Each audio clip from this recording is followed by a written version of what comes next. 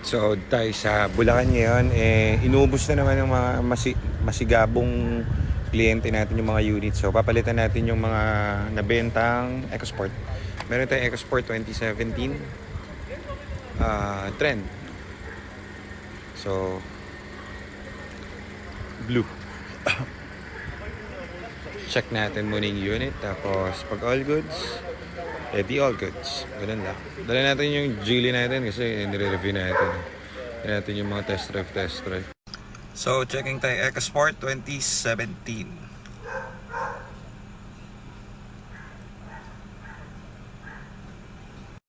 So, checking ulit tayo. Checking pa rin ang checking. Puro lang checking. Pero malamang sa malamang makakukuha natin itong 2017 kasi first own sila, sir. Kita nyo naman ang bahay, Mansiones. So, follower din natin to si sir. Tapos, gusto nyo sana ipagawa kasi lang, tinaman naman yung kotse nila. Gatambak na. Daming kotse. Sa kanila lahat yan. So, bibili yata sila ng mas modelong EcoSport. After 7 years of service na itong EcoSport nila, ngayon lang nangyari to. So, isipin nyo yun, 7 years gamit niya yung unit. Walang kaproblema. Kaso nga, syempre, 7 years, magkakaroon ng problem yan. Ang problem ngayon nitong unit is shift park. Kasi walang reverse, nawawala ng reverse, nagkakaroon. So, medyo nagagaral-gal yung shift park niya. So, yan yung... Kaya, pag dumarating sa shop yung mga yan, pinapalitan agad namin yan, no questions asked. Basta, pangit na yung shifting niyan, pinapalitan namin para hindi siya aabutan doon sa makakabili. Dilim naman dito. Friction element B, stock B, on, clutch reverse. B, stock So, engage. pag engage B, reverse yun. Pag stock A, drive yun. Abante. TCM. Ano pa? TCM, mill TCM, request. dalawa. Uy, mabigat. Friction element. B, tsaka clutch B. So shift fork B. Shift Stock fork na. B, Tapos clutch B. B. Malamang nasira yun dahil dun sa ano. Naglolo ko na yung TCM. Tapos, nag-lock na yung ano. Nadamay na yung sa transmission. Actually, sulit naman kasi 7 years naman to na ano. 7 years naman nila gamit, no? Sulit na sulit. So good. Pas yung kalog nung binibili nating EcoSport. Call a friend tayo. Pakuha tayong towing kasi mahirap ilaban yung ganito. Baka mamaya masiraan pa tayo sa Skyway or sa NLEX. Bulacan to eh. So magkakaproblema lang lalo. So call a friend. So ayan sila ni Nico, inaya dun sa loob ng ating seller. Dun daw tumawad sa loob kasi ang problem nito guys medyo severe. Durog na yung shift park. Tingin ko pati yung clutch nito nagka-problema na kasi ang tingin ko nag-cause ng problem niya TCM, tapos hindi pinapagawa yung TCM. So ngayon tinatakbo nila ng ganun. So anong nangyari dyan, tingin ko yung shift fork nagka-problem na, damay. Then yung clutch napudpud na rin dahil ganyan nila ginagamit. So alam naman din nila sir yun. Ang gusto lang nila mabenta sa tamang tao, sa atin daw, kasi alam nila sa atin daw ayusin natin to and gagawin ulit bago. Then makakukuha nito is sasaya buhay or tawag dito, may enjoy din nila to after nila gamitin. So yan, ganyan. Andun sila, sabi ni Nico, pag doon daw sila, wala pa raw sila ng 10 minutes, umalis na raw ako, umuwi na raw ako mag-isa. Andito ako kasi nag-account ako sa likod ng kotse. And so, mukhang uuwi kaming tatlo pa rin ng aking mga pinsan at bayaw. Dahil nagkasundo na sila. Actually, hindi naman para mabili itong unit. Ang problem kasi dito sa unit na to is, akala namin shift fork lang. Yun kasi yung ano. Siyempre, hindi naman, si sir. Hindi naman, tawag. So, hindi naman maalam si sir. So, ano nangyayari? Pag-check namin ng unit mismo, problema nga. Daming problem. Kasi, nagkasira-sira na kasi, hindi inagapan yung TCM. Kaya kayo guys, pag may naramdaman kayo about doon sa tranny o sa shifting, pa-check nyo na agad sa mga trusted mechanic nyo kasi magkakasala-salabat ang problem niyan, interconnected yung mga yan, mas masisira. Hindi immortal ang kotse, tandaan nyo. Any brand ng kotse, kahit anong brand ng kotse, syempre magkakaroon yan ng wear and tear. Kailangan talaga yun, ganun talaga yun. Wala tayong magagawa about that. So the way para hindi ka mapamahal, agapan nyo agad. So kung pinagawa agad yung TCM nitong unit, masasalba to. For sure.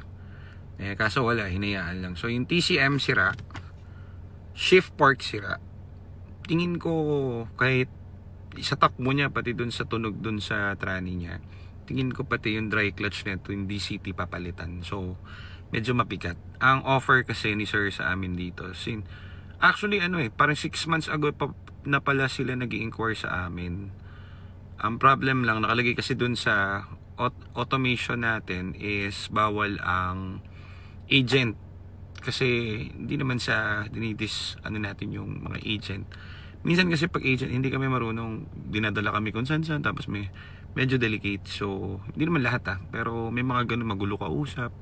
So, meron kaming system doon. Ang nakasulat doon pag nag-i-inquire yung mga tao is, kapag agent, pass muna kami. Kasi nga, gusto namin direct owner talaga yung kausap. Kasi, sa mga Ford units, gusto natin, alam natin yung information about dun sa kotse. So, syempre, kung agent ang kakausap sa'yo, wala naman siyang alam dun. Ang alam lang niya, model 2015, model 2017, yun lang. Pero, wala siyang sasabihin about dun sa, ganito ang issue niya, ganito ang niya. Kasi, mas importante, yung owner talaga na gumagamit ang magbigay sa atin ng ganong info para alam na natin if ever na kailangan pa ba natin itowing yan, kailangan ba natin, wala bang issue yan, all goods ba yan, mga ganun, di ba? Napaplanning na namin yung gagawin ahead of time bago kami pumunta. So, ganun. So, yun nga, mga 6 months ago na sila nag-inquire. Tapos, kaya pala ganun, dahil yung, ano ba tawag dun? Hipag ba tawag dun? Bali yung may-ari, yung tatay. Tapos yung anak niya, asawa, ang nag-inquire. Parang ganun. Yung asawa ng anak niya nag-inquire. So, parang iniisip niya, ay, bawal lang baka pag-isipan akong agent. So, hindi siya nag-inquire. Pero ngayon, yung mismong owner na, yung father na ang kausap, sila sir. So, naliwanag naman. Sa atin, hindi niya binibenta sa iba kasi, alam mo naman, mukha naman sila may kaya, daming kotse. Tapos yung bahay mansion.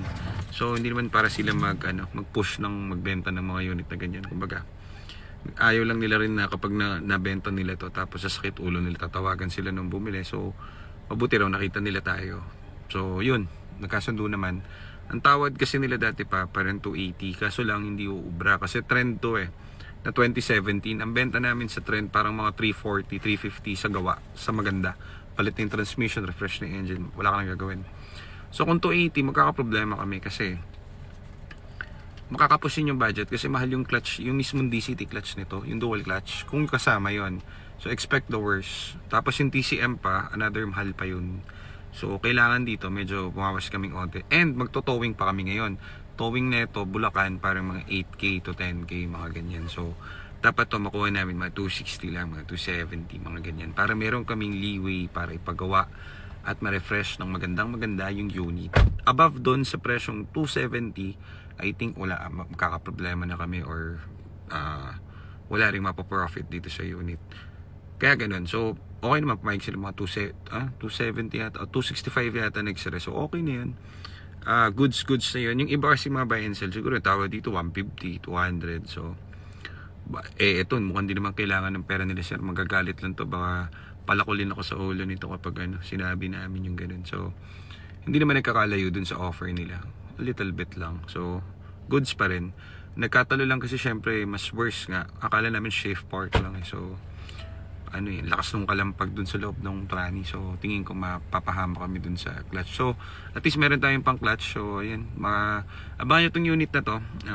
Patapos na rin yung transaction. Pauwi na rin kami.